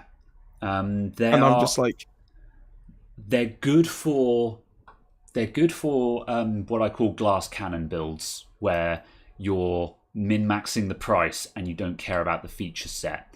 The kind of time where you'll get tripped up on A series chipsets is like, for example, there'll be no RGB headers or anything like that. So if you wanted to add in some LEDs later on down the line, you'll suddenly be like, oh, I don't have any of the headers for that. So the RGB case I bought that's got a header that is supposed to plug into my motherboard, I've got nowhere to plug that in. Now, if you don't want RGB, obviously that's fine. Or if you're building on a budget and you're trying to save every penny, that's fine. But just watch out. Some of those cheap motherboards, they are really great and they will perform just fine. But just remember to watch out. They will be ripping off every feature that doesn't need to be on that board. Yeah, and it's a case that I think A320 still has PCIe Gen 4, because obviously the top 16 slot will come straight from the CPU. Oh yeah, so that's true. Yeah, as far as I'm aware, it will still have that for that slot.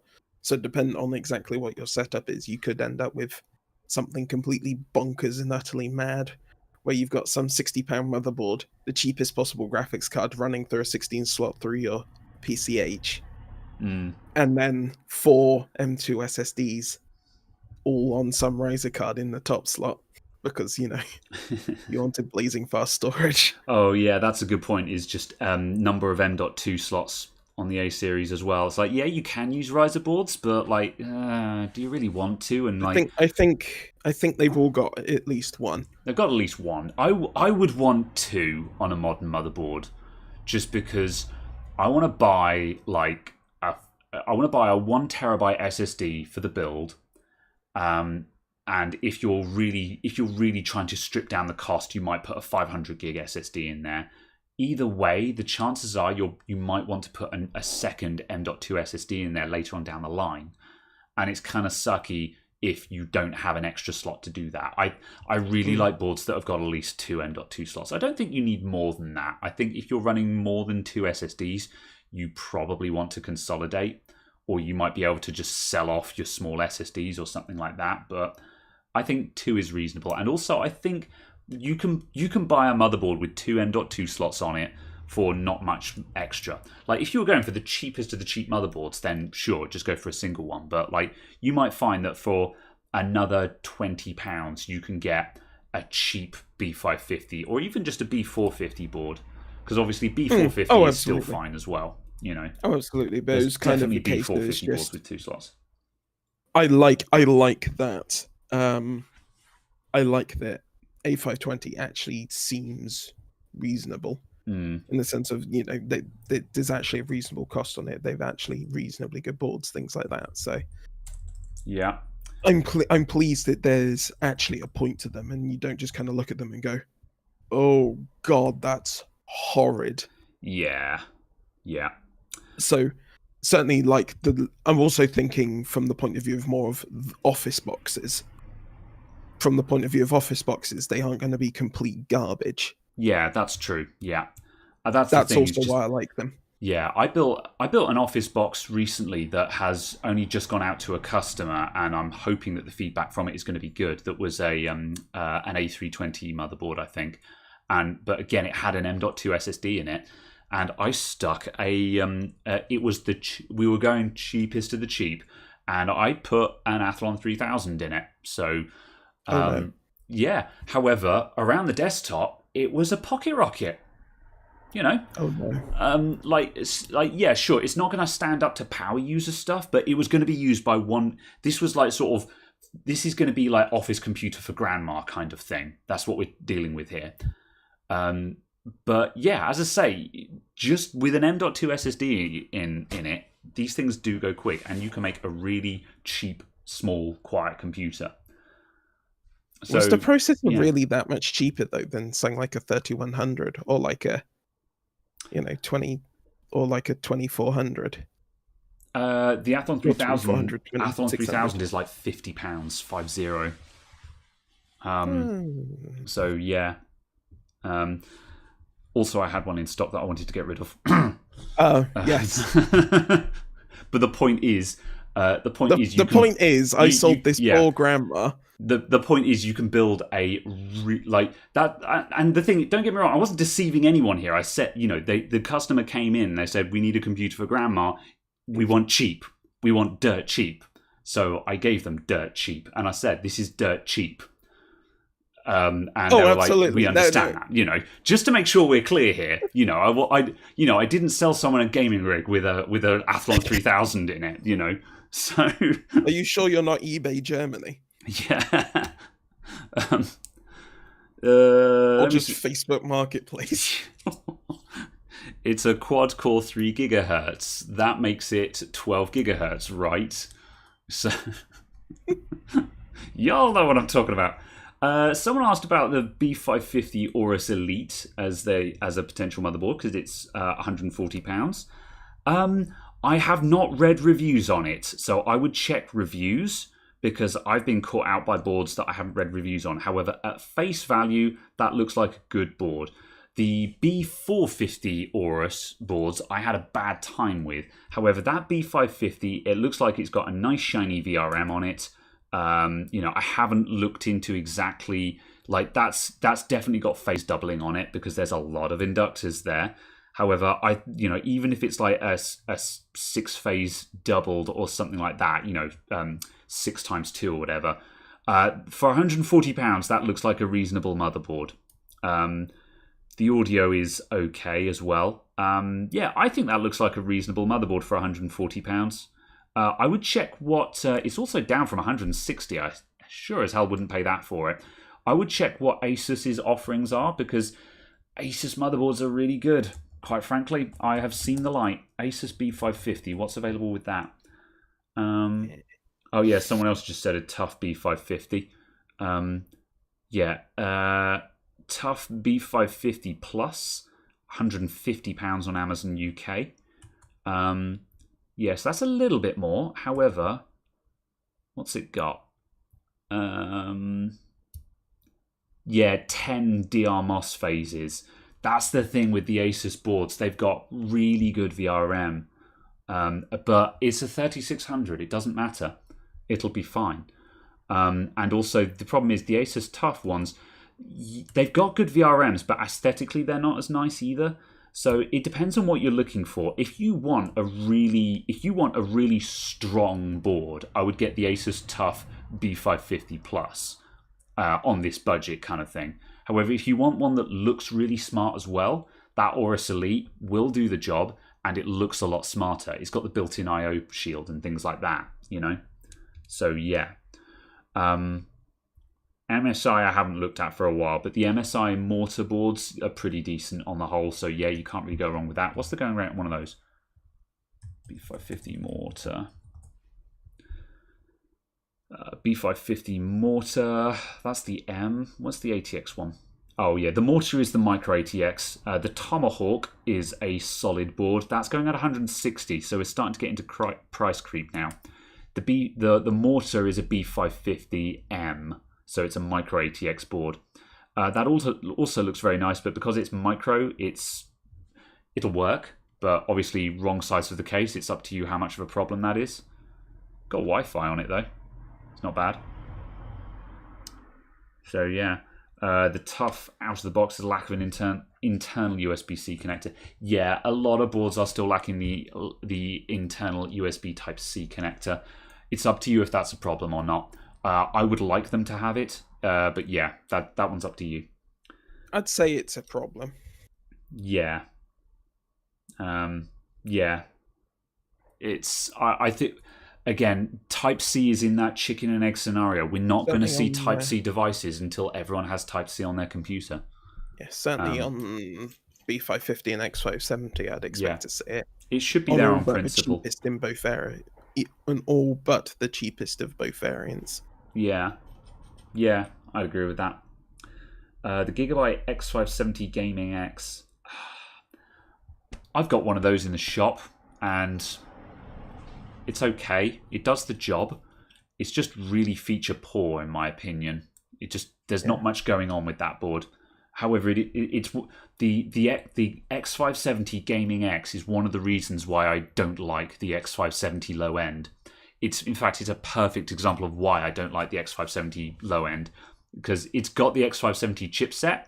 That's basically it. That's all it's got. Don't get me wrong, it'll do the job. It's not a bad board, but there's just nothing interesting about it. That's kind of the issue. So yeah, as I say, you won't have a problem with it, don't get me wrong, but I have one in the shop and I looked it over because I was going to do a video about it and I was like, there's nothing to talk about. It's a circuit board with an X570 chipset on it. That's literally it. So yeah, as I say, it'll be fine. It's just, yeah.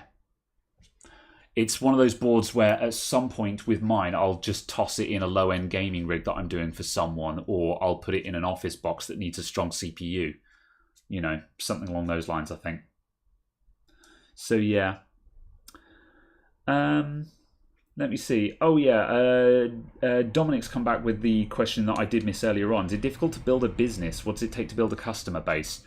Location, location, location. If you want to build a business, you need to be where your customers are, and you need to be where your customers can see you. That's critical. Obviously, providing a good service at a good price is also helpful, but that's easy to do. All you have to do is not be bad at your job, but you need to be visible. For me, the success of my shop is due to the fact that I am on the high street in a town that has no other computer shops on its high street. So for people, for people in a fairly wide radius, I am the only place that they can see where they can go. So I'm the natural go-to place. Yeah, exactly. So yeah. And also the other thing I'd say with that is also honesty. Yes, and that as well. That is the most important thing. Is there is a balance between making money and and being fair and reasonable, but it's a case of you can easily make significant amounts of money whilst still being honest about it. So it's always the case of you need to undersell in a sense, partially.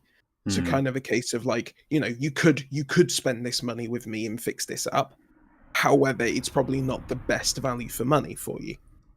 We can spend the £200 it takes to repair this. However, it's probably not worth it as a product. If we took a little bit more money, we could get a new one of these, which would be better for you, and kind of allow the person to reach a decision themselves as well. Don't try and force them down a particular avenue. That's really good advice. Yeah. It's display the options, let them choose. If you want to, you can say, this is the option out of those that I would choose. Because some people will say, well, I don't know which one to choose. And you could say, well, if I were in your position, this is the one I would go for. However, I'm displaying all the options so you can decide, Yeah. So again, when fixing something, you can say, I don't think this is good value to fix it. I would, if I were you, I would replace it with this. However, we can fix it if you want to, kind of thing. Absolutely. And the other thing that's important to remember is if someone says, oh, I'm not really sure whether I want to repair this, I think I might just replace it. Don't forget to come in with I can source a replacement for you. Yeah, that's something that I'm really bad at. I can sell you your new laptop and it will come here, it will be delivered here. I'll make sure it all works. And I'll make sure, that, and we can then transfer your data across. Don't underestimate. And you can value add stuff. Yeah. Don't underestimate the value of just simply having the ability to go and source the most sensible product. Because I actually carry mobile phone cables and chargers in my shop these days. I never used to. And I go on Amazon and I buy the Orkey USB chargers and Orkey cables, and I sell them for if the cable costs six or £7 for a lightning cable on Amazon, I sell it in my shop for £10. And initially I'm just like, oh, they could just go on Amazon and buy it cheaper. But it's a case of, yes, but A, they might want it right now because their phone is flat, and B, if they go on Amazon, they need to know which one to look for, and they have no idea which cable is the nice one. Which cable is the nice one that will work consistently, that is going to be a good cable. Whereas I already have the knowledge to jump on Amazon and go, lightning cable, that's trash, that's trash, that's trash, that's a nice looking one, that's the one we're going to get. And that has value. And like a lot of the time with laptops, what I often, I don't sell laptops very much in this current climate.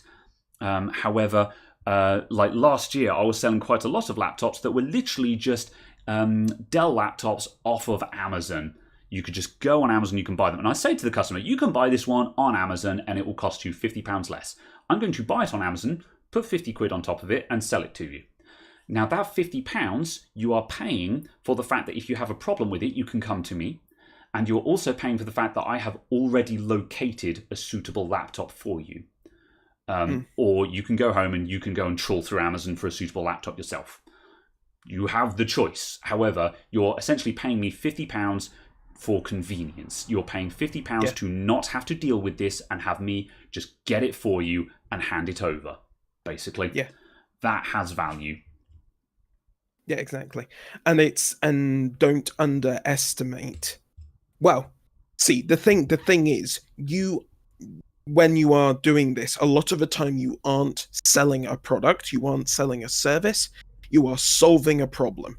You are fixing an emotional need. And if you can identify what that problem is and what that emotional need is, you can sell them the stuff. And it makes it sound like you're forcing them to do it, but if you can go, I can get this laptop for you, you don't have to spend the time finding what it is, and you don't have to worry about whether it will be good, because I've done all of that for you. All you have to do is give me the money and it will be done for you tomorrow, kind of thing. That you're rolling up an awful lot of other issues and other worries and so on, and dispelling them and just getting rid of them. And that's what they're paying for, is your knowledge. Yeah. So, yeah. And on a there was another question I noted that was also, and on a similar note as well, Andy K asked, when building a new PC for a customer, do they pay a deposit or pay for the whole thing up front? My usual offer is 50-50. I normally take half the value as a deposit and the other half on collection. However, I often do it on a case-by-case basis. Like sometimes the customer might turn around and go, well, I've got 400 in my pocket right now for, say, £1,000 computer or something like that. And I'll be like, that's fine. And I'll take 400 up front. Because it's worth noting, for me, remember, deposits are not refundable. The deposit is a promise that you're going to buy the product. You do not get that back unless I've broken my side of the bargain. And I have called people on that before. I've had people who have put down a deposit for a component, like they've put down a deposit for me to buy in, say, an SSD for them, and they come back in a couple of days later and say, oh, I went and bought it elsewhere, can I have my deposit back? And I'm like, no, because I've now purchased this SSD. That money you put down was a promise that you were going to come in and pay me the rest. You have broken your promise. You do not get your money back. That's how this works. So for me, as long as I've got a sum of money, then that's good enough for me. So my guideline is 50-50 because that's a nice even number that everyone is often happy with. But generally speaking, as long as you've got a sum of money that you know the customer does not want to lose, that's good enough because that's the assurance that they will come back. Fun fact, that Office PC for the grandma, that was actually going to go to another customer. And for this one time, I'd spoken to the customer in person. They seemed really nice, and I didn't take a deposit. I had 2 monitors, wireless mouse and keyboard, and this small office box. They were a no-show, and they left me in the lurch with it.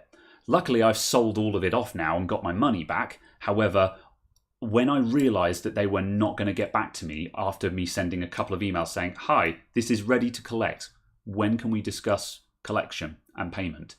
When I realised that they were not coming back for it, I was like, motherfucker, the one time I didn't take a deposit and I got burnt on it. Thankfully, I was able to take the hit. And as I say, I've sold all of it back off and made my money back.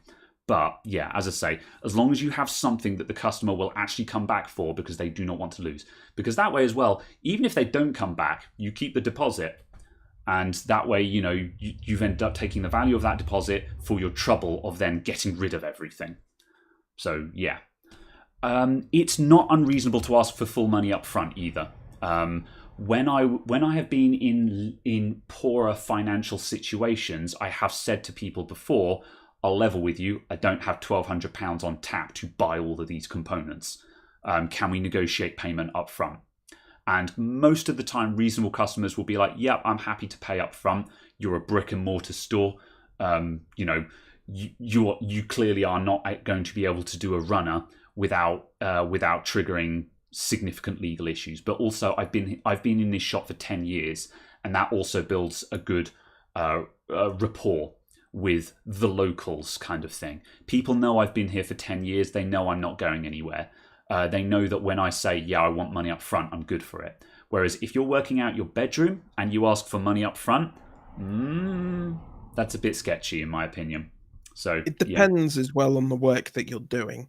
It's like, obviously not with computers, but say if you're in manufacturing and you're doing custom fabrication, taking the money up front is expected. Just because obviously, certainly if it's custom fabrication, that product is all worthless to anyone other than you. That's very true. It does depend on the market that you're in. It depends on the industry that you're in. Because, don't be put off by taking deposits. Don't be put off by asking people to pay up front. But also don't be put off by the fact of larger businesses and so on will expect to be able to pay on invoice and things like that. So it's a kind of a case of be aware of that. But if they're expecting to pay on invoice, they're also expecting to pay 5, 10, 15% deposit. Yeah. So it doesn't matter so much. And also a case of obviously with that, make sure if you're doing stuff on invoice, make sure you have late payment terms. Make sure the late payment terms are clear and make sure the late payment terms are explained before the order is placed. So you can start going, this invoice is overdue by 14 days. There is now a 5% late charge. This invoice is overdue by 30 days. There is now an additional 10% late charge. So you can put that on there. And it's clear and explained beforehand. Because obviously if you start doing those things afterwards, there's nothing you can actually do. You're just burned and you've lost it. Upfront transparency. Yeah. If you're clear with if you explain to people what they are committing to or what your terms are up front, then it's fine. Whereas when you start pulling out all of these terms afterwards, that's less fine. So yeah, it's a lot like when someone advertises I was buying a piece. What was it? I can't remember now. I was buying something from someone a while back, and they advertised it as being €30. And because it was secondhand stuff, they were just like, "Oh, how do we want to do payment?" And I was just like, "Oh, have you got PayPal invoicing? Just send me a PayPal invoice," which they did do so. And then when the invoice showed up, entirely by design, they had put €30 plus sales tax. And they had sales tax on top of that. And I was like, that's not what we agreed. Don't do that. It's not 30 that's not what the price is, Yeah. And it's just stuff like that. And it was a dick move basically, where they just suddenly slapped extra tax on that had not been agreed upon in advance. And that just makes people think that you're trying to trick them somehow. Even though that person, and just I don't know, stuff like that. Yeah. If you're doing business to business sales, yes, it's more acceptable to list an excluding tax price. But you have to be very, very clear. It's an X VAT in the UK, X VAT pricing. Yeah. In my instance, it was it was not clear. There was no expectation that it was X VAT. Yeah. And certainly, if you're purchasing as a private individual, it has to be sold including taxes. Yeah. They can't give you an X VAT price unless you explicitly ask for it. So quite so. Yeah. Right, let's see. But yes, I was just going to say Darren Gilholm has sent in a super chat for £1, which is very nice of him. Thanks for the quid, Darren. Much appreciated. Have a nice weekend. Absolutely. And I was going to say that does us for 2 hours, so shall we wrap up on that note? I agree with that. I think we're about done today, aren't we? So, yeah, all right. Well, thank you for tuning in, everyone. It looks like our current format for our COVID splits. I can't. He's there somewhere. He's there in spirit. So yeah, that's the wrong side. You turned the wrong way.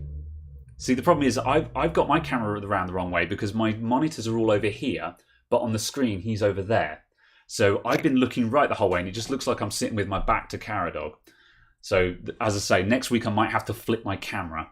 So actually I'm going to do that now, otherwise I'll forget. Hang on, Brio transform. Oh, I've got to unlock it first. Hang on a sec. We're going to fix this. Flip horizontal. Oh, no. Bam. Hello. There we go. And now everyone's just like, no, it's all backwards.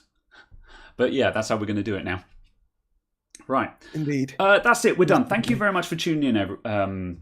Thank you, everyone, for tuning in, everyone. Thank you for all the super chats today. We greatly appreciated. Absolutely. Always welcome, never required.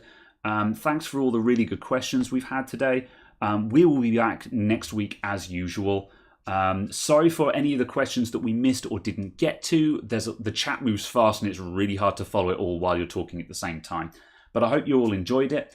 Yeah, see you all in the next video. And links in the description down below for Twitter accounts. Well, my Twitter, the Adamant IT Twitter, the Adamant IT Patreon, and the Discord server as well. And that's about it. Oh, I think there's. I think I saw. Oh, last quotation. No, never mind. I thought it was last question. I was going to be like, oh, be quick. Nope, that's it. We're going. Thanks, everyone. Absolutely.